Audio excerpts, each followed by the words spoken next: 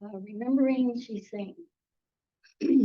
um, I'm going to mostly talk about things that I learned from him. And that it took me a while to realize I had learned from him, but certainly I did. I think the reason for that is because ChiSing was born in the same year my daughter was. So I'm considerably older. And I had a kind of a strange maternal relationship with him.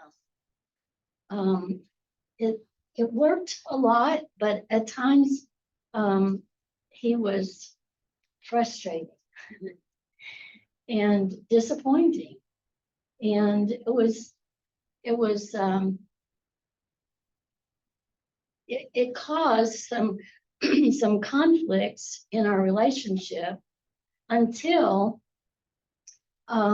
he gave a brilliant Dharma talk, or he did something that was incredibly beautiful and charismatic.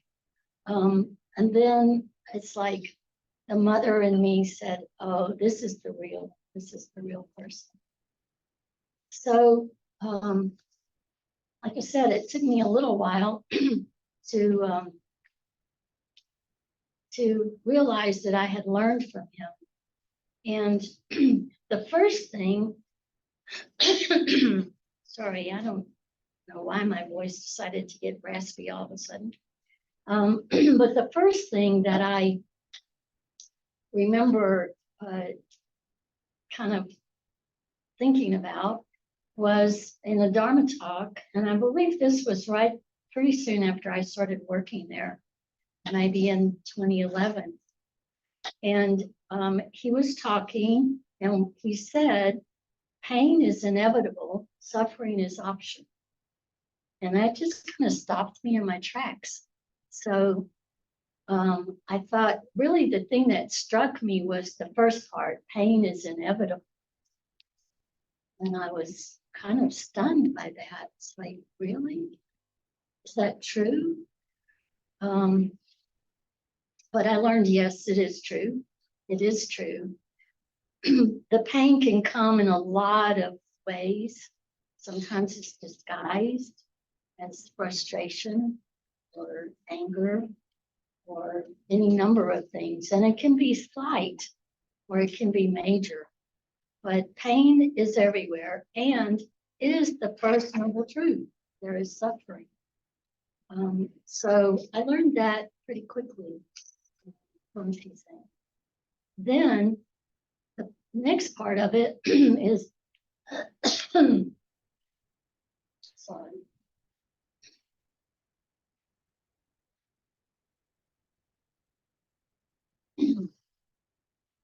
Suffering is optional.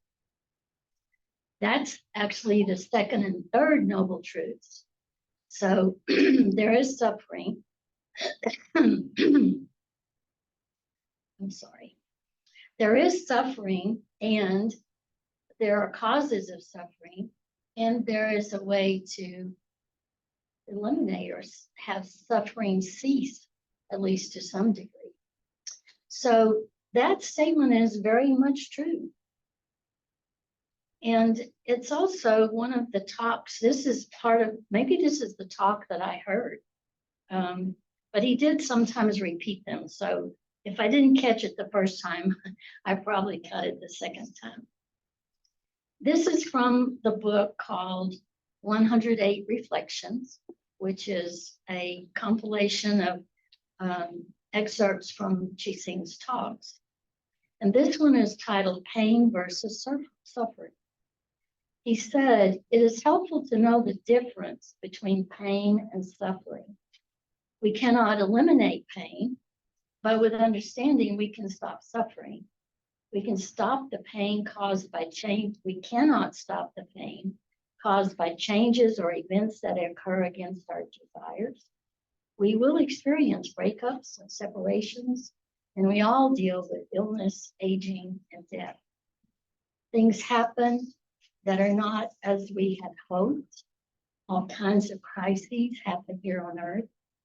If we are engaged with life, events happen that cause pain. Pain, or this sensation of unpleasantness, is woven into the very fabric of life. I'll just read a little bit more because I want to get to the part where he says suffering, on the other hand, is our mental response to the reality of life's pain. Rather than being present with and simply accepting the pain of life, we add suffering to our experience. Suffering occurs when we create stories around what happens, or when we invent meanings and reasons to explain the unexplainable. And then he says, there is an ancient saying in Buddhism that has become mainstream. We see it on bumper stickers and t-shirts. Pain is inevitable, suffering is optional. So the next time suffering arises, stop, breathe, and determine how the suffering is being created. Look into it, in other words, and figure out what caused the suffering. So that was the first lesson, I guess, that I learned from ChiSing. That was followed right on its path with the teaching about impermanence. Impermanence is something that I think we all have heard of it, obviously, and we all know, I think we know what it means. What I've come to understand is that it means a whole lot more than we think. It's a much, much deeper teaching than we may have realized. So as I contemplated and have been contemplating impermanence, I first thought about, we use the term here and now and present moment awareness and those kinds of things. But in truth, the present moment is actually hard to pin down because time is elusive. Energy is flowing. It's all flowing and it's changing as it flows. So we can be present for I don't know, an instant. You can't even name it. And then it'll be gone. It changes, it flows. So to be in the flow of life is to recognize and be okay with impermanence. Recognizing that it's changing now. Everything's changing. We are completely changed from what we came in this evening. Our bodies have changed. The air that we're breathing changes every moment, even more than a moment. It flows. And so it's important for us to remember that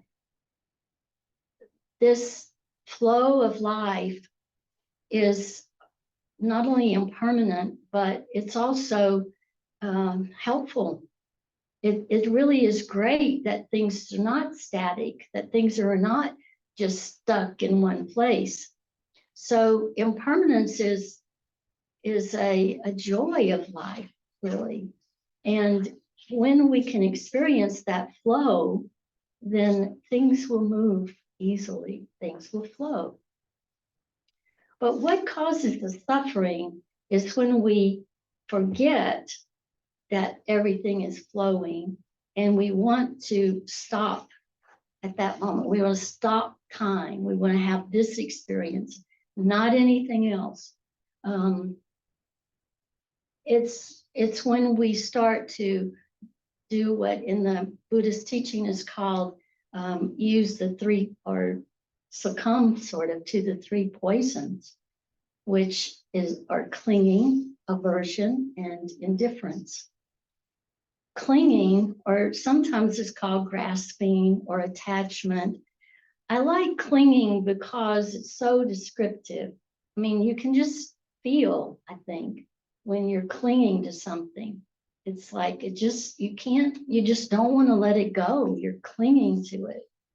And this is why we suffer, because we have not allowed the flow of impermanence to be present in our lives, and we want to cling to something. If we're not clinging to something, we're trying to resist something. We're pushing it away. And in fact, those two things are two sides of the same coin. If you're clinging to something, at the same time, you are resisting something. And if you're resisting something, it's because you're clinging to something. They go together. Indifference is like, sometimes you hear people say, meh, that's indifference. And it's kind of nihilistic, or can be. And in the Buddhist teachings, it's one of the most difficult things to remedy. It's pretty easy to remedy clinging because you know what the opposite of it is releasing, letting go. It's pretty easy to let go of aversion because you can notice that you're resisting. And again, you let go and let it flow. But indifference is tricky, and it can get embedded within us so that we're not happy with anything. Perhaps we're not clinging, perhaps we're not resisting, but we're not happy. We're just, that, whatever. That's a saying that I don't like to hear people say anymore. And especially with that tone of voice, whatever. It's, it causes me to want to do something, to speak up and say, what about this? What about this? What about, have you thought of this? Or have you decided? Or have you discovered? Or something to get a person and myself back on track a little bit. So I brought a little gift for you. I'm going to ask you to remember how to open the box. I'm going to ask you to take one of these coins and pass it on. Let's see if I hand it to you. And maybe, Teresa's going to be helpful. Take one and pass it on. When I was thinking about impermanence and these clinging and aversion, I thought, well, they are really two sides of the same coin. So how can I demonstrate that? How can I give you something that will help you remember? If you're clinging, you're also resisting something. So that's what this little coin represents. What are you clinging to?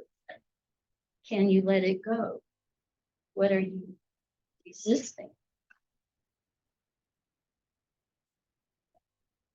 This is another talk that ChiSing gave. It's called Let Go. In fact, I just listened to a Dharma talk that's on YouTube, and he did it at CSL. You were there. I don't know if you remember. He called it Let Be, Let Go, Let Flow. Or sometimes he said, let go, let be, let flow. So whichever way. But that was something that he came back to pretty often, encouraging us to let go.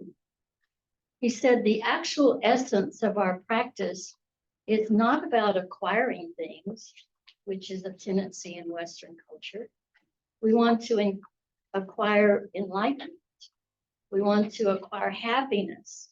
We want to acquire wisdom. So we're trying to cling to these things.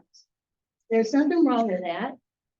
But over time, with practice, we realize it's not really about acquiring enlightenment or about acquiring anything at all. Our practice is more about letting go. It's about learning how to let go of the ignorance, delusion, attachment, and aversion accumulating through the generations. Practice is learning how to let go of anything blocking the love in our hearts. And I would also say blocking the flow in our lives. We're so good at that. We're so good at finding something that blocks the flow, and concentrating on the pain, on the suffering, making up stories about it, like he said, or assigning blame, feeling regret, all kinds of sorrows and suffering that we inflict on ourselves. So that's one of the things we need to let go of. But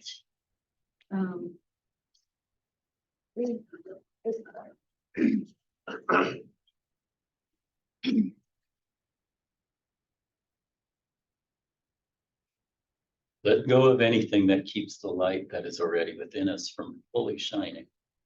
Our practice is not about trying to get the light because we already are the light. Our practice is to slowly let go of all the stuff we have accumulated for generations. All that accumulation has prevented us from realizing and embodying the light that we are. So let go, feel the fruits of letting go. Feel more peace and more at home, present. remembering that the present moment is also elusive. So the practice is to be conscious continually, be meditating constantly, be in that mind state that allows you to flow. So we're gonna, ChiSing wrote a song about this. He wrote a song about being the light of the Buddha. So see if you can find that. It's called "We Are the Light of Buddha." I'm gonna just read the words to you first. We are the light of Buddha shining. We are the love of Buddha's heart. We are the life of Buddha manifesting. We are a blessing. Yes, we are.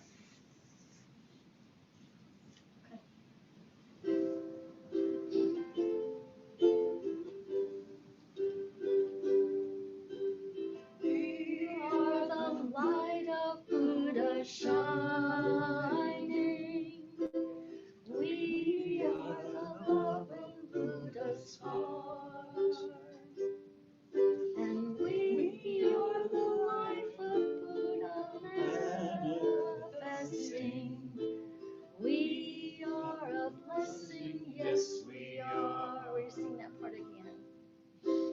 We are the light of Buddha shining. We are the love of Buddha's heart. And we are the life of Buddha manifesting. We are a blessing, yes we are. When the journey's long and the road gets rough and we cannot find our way, we can turn within to the source of truth and remember again who we are. We are the light of Buddha shining. We are the love of Buddha's heart. And we are the life of Buddha manifesting. We are a blessing, yes we are. We are a blessing, yes we are. Thank you, Teresa.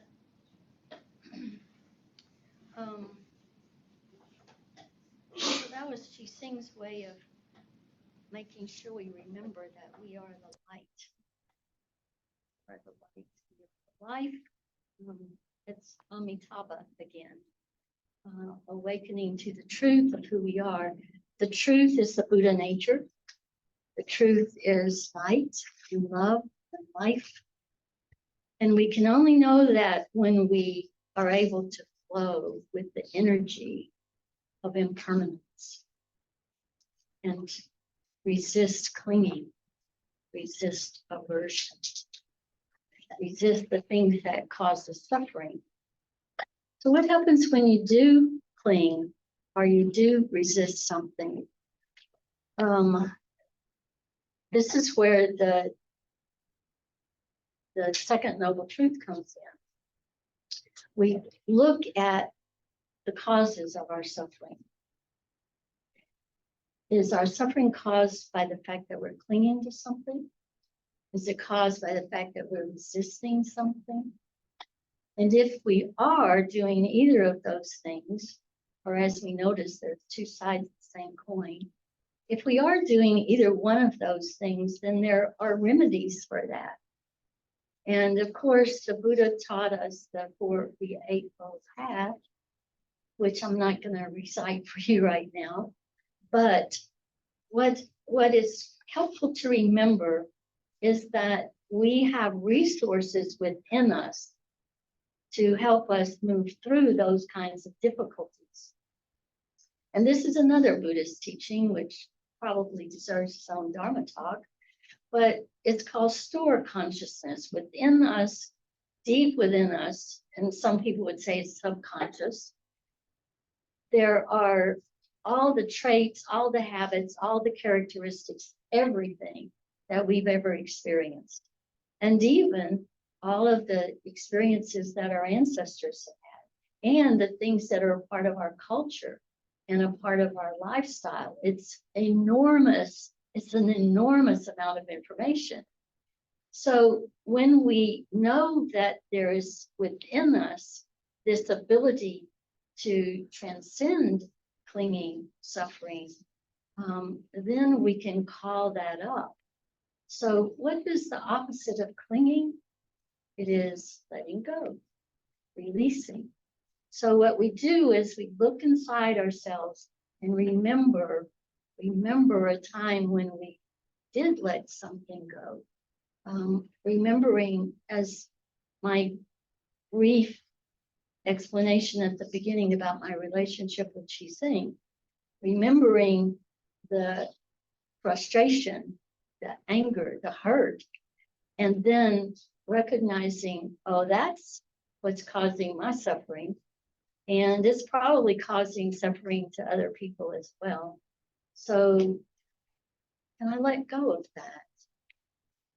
And well, sure, because I loved him and I was very respectful of what he was doing. So I could let go of it. And it just took me remembering and being aware of what was going on. And then I could let it go. So what do we do when we're resisting something? When it's like, oh no, please, I don't want that. I can't do that, please. It's like, oh, all kinds of horrible things might happen if I let this go. So what happens then if you notice that you're resisting deeply something, resisting a truth about a relationship, maybe resisting a truth about self? This takes a little more, I think, for me it does anyway. It takes a little more reflection so that I can look deeply into what really am I resisting? What do I have an aversion to? And then contemplating all of the ramifications of that aversion. And if I can see how deeply it causes me to suffer, then I want to find alternatives. And then I look within my store consciousness and see what is the alternative. A lot of times the alternative is understanding and love. I'll speak for myself. If I have an aversion to someone, when I first meet them, let's say, it's like, it's just not my vibe. If I look deeply into that, I can notice that my aversion stems from the fact that I don't really understand this person. I don't know where he's coming from or she. or I have a different opinion. But if I begin to look into it, I discover that there's a lot more to gain by letting go of that, by beginning to understand, by opening up. So the opposite of resisting is kind of opening up, understanding, loving, patience even. I learned patience with ChiSing. I think he might have been like a surrogate for my daughter, because by this time she was living somewhere far away, and I didn't see her that often. So ChiSing helped me to hone my mothering skills, which I'm very grateful for, and I think my daughter is grateful for it too. So let's see if you have something you would like to add about aversion, clinging, suffering, or the lack of it. Anything that we said or sung that spoke to you, just anything you'd like to share. We'll take sharing for 15 or 20 minutes, and then we're going to sing one more song.